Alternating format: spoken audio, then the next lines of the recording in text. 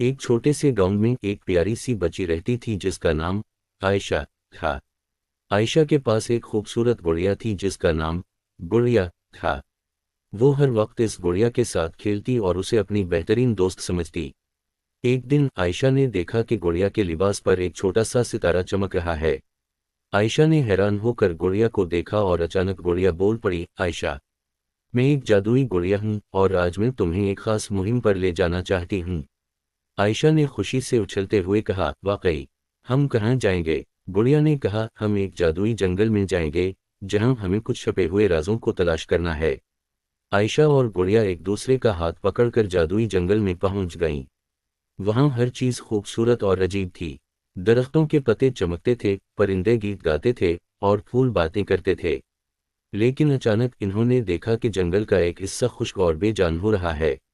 आयशा ने पूछा, ये क्या हो रहा है?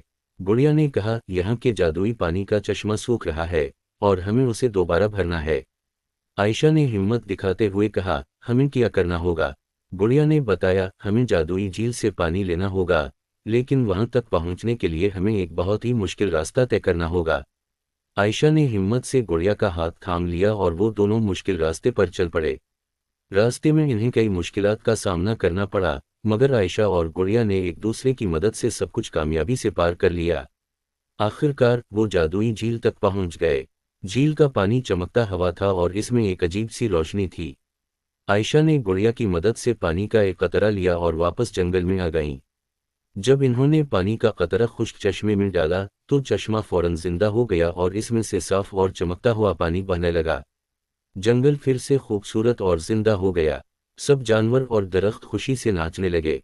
गुड़िया ने आयशा को कहा, तुम्हारी हिम्मत और मोहब्बत ने जंगल को बचा लिया है। तुम वाकई एक बहादुर लड़की हो। आयशा ने खुशी से गुड़िया को गले लगा लिया और दोनों हंसते हुए घर वापस आ गईं।